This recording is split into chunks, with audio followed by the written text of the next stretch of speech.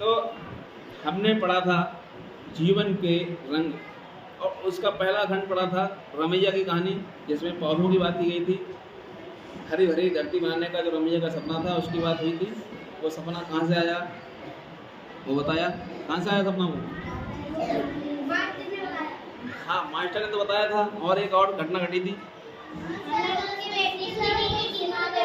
तुम खड़े हो जाओ, बताओ। उसकी बेटी बीमार हो गई और फिर उसने कारण जानना चाहा तो पता चला कि स्कूल में पेड़ पौधे नहीं है, बच्चे ऐसे ही बाहर बैठ के पढ़ते हैं, इसलिए और बच्चे भी समस्या में हैं। तो उसने सोचा कि स्कूल को ऐसा हरा भरा कर दिया जाए, बैठ जाओ। और फिर स्कूल ही क्या, फिर तो उसे लगा कि स्कूल को हरा भरा क्या, हम तो पूरी धरती को हरा भरा करेंगे। तो जहाँ भी जाता पौधे दे देता गिफ्ट में। अगला जो खंड है वो है जंगल की आग। क्या है? जीवन के रंग का मतलब क्या है? जीवन में कैसे कैसे समय आते हैं, क्या क्या बदलाव होते हैं, वो सब है। सही है। एक बदलाव आपने देखा रमैया के जीवन का। दूसरा है जंगल की आग में। देखिए, एक बार एक जंगल में आग लग गई। सभी जानवर आग बुझाने में जुट गए। जिसके हाथ में जो भी पात्र आया वह उसमें पानी भरकर आग में डालने लगा।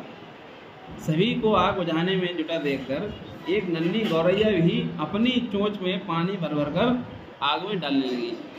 जब आग लगी उसने देखा कि सभी जानवर आग बुझाने में जुटे हुए हैं। अब उसके पास तो ऐसा कुछ था नहीं, छोटी सी नन्ही चिड़ैया। अब उसके पास ना तो हाथ उठाने के लिए कुछ जो बाल्टी उठा के ले जाए। तो उसने सोचा कि आग लगी है तो मुझे भी कुछ मदद करनी चाहिए। तो उस अपनी चोंच में पानी भर कर के लाती और डाल देती, फिर जाती पानी और फिर डाल देती। एक कौआ दूर से ये सब देख रहा था, यानी एक दूर डाल पर बैठ कर ये तमाशा देख रहा था। क्या देख रहा था? वह गौरैया के पास आकर बोला, नन्ही गौरैया, क्यों बेकार मेहनत कर रही हो? तुम्हारी नन्ही चोंच का बूंद भर पानी इस भयंकर आग को बुझाने में क्या सहायता कर पाएगा? तुम कुछ नहीं कर पाओगी। तुम्हारी चोंच में पानी कितना आता है? छोटी चोंच है, उसमें पानी लेके आती है, तब तक जाती है, तब तक तो और आगे लग जाती है।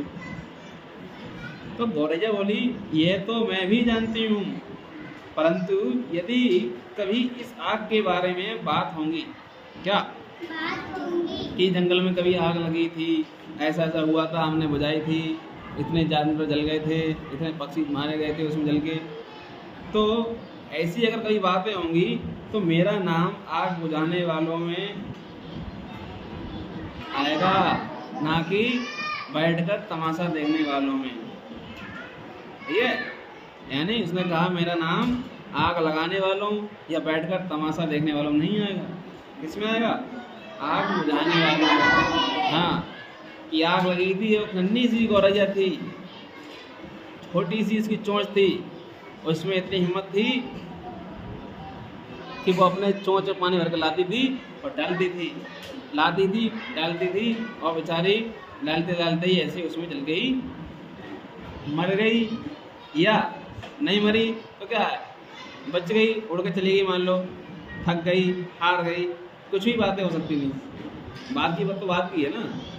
तो ये तो कहेंगे लेकिन उसने आग बुझाई थी, ये तो नहीं कहेंगे। और कभी बात हो गई थी, एक कौवा भी था और डेढ़ सामने देख रहा था, हैं, उसने की हिम्मत नहीं हुई कि वो पानी लेके आए। कुछ ऐसे डरपोक कायर लोग भी होते हैं। हमें कैसा बनना चाहिए? हमें गौरैया की तरह ही बनना चाहिए। जितना हमारे स्तर पर हो सके हमें प्रयास करने चाहिए। क्या करना चाहिए? प्रयास करना चाहिए, लोगों की सहायता करनी चाहिए, मदद करनी चाहिए, अच्छे काम करना चाहिए। हमें बैठकर तमाशा नहीं देखना चाहिए। कल को हमारे देश पर कोई आपत्ति आ जाए तो हम बैठकर तमाशा देखेंगे क्या?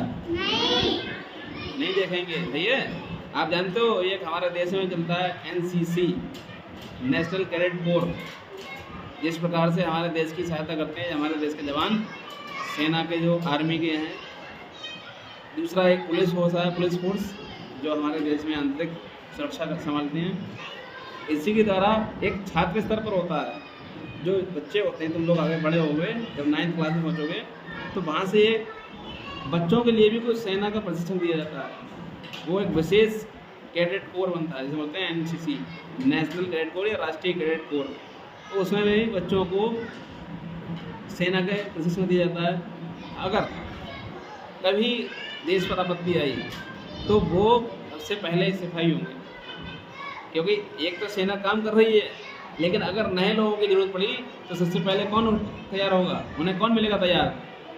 वही बच्चे तैयार मिलेंगे जिनकी ट्रेनिंग करा चुके हैं। उन्हें बंदूक चलाना भी सिखाई जाती है और बाकायदा उनकी पूरी पुलिस और जो मिलिट्री की ट्रेनिंग होती है उसके बारे में अच्छे से बताया जाता है, समझाया जाता है और कुछ ना कुछ सिखाया भी जाता है।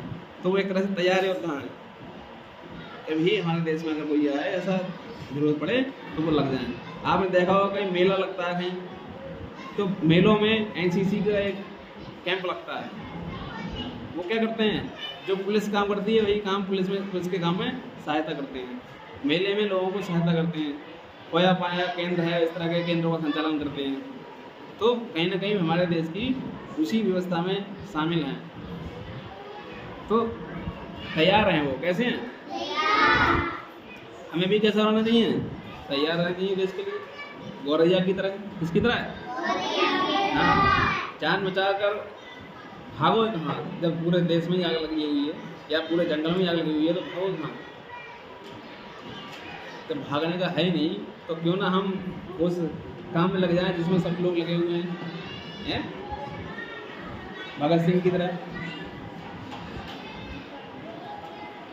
रंग दे बसंती चोला कहते थे। उन्हें कितनी खुशी थी कि अगर देश के लिए जान भी ले जाए तो कितनी अच्छी बात है। वो कहते थे मुझे ऐसे देश में जीना ही नहीं जहाँ पे आज़ादी ना हो। अपने देश को मातृभूमि माता कहते थे कि जिस जो हमारा देश है, जिस देश पर बाहर के लोगों ने कब्जा कर रखा है, हम उसे छुड़ा नहीं सकते, तो हमारा जीना क्या फायदा। और कितनी कम उम्र में उन्हें फांसी लगा दी गई थी भगत सिंह को। तो ऐसे भी लोग हैं, ये सब वही लोग हैं हिम्मत वाले लोग। वही हिम्मत गौरैया ने भी दिखाई थी, वही हिम्मत हम लोग दिखा सकते हैं, आप लोग सब लोग मिलके। ठीक है, तो हमें भी क्या करना है? हमेशा देश के लिए तत्पर रहना है, देश की सुरक्षा के लिए तत्पर रहना है। ठीक है, बहुत बढ़िया।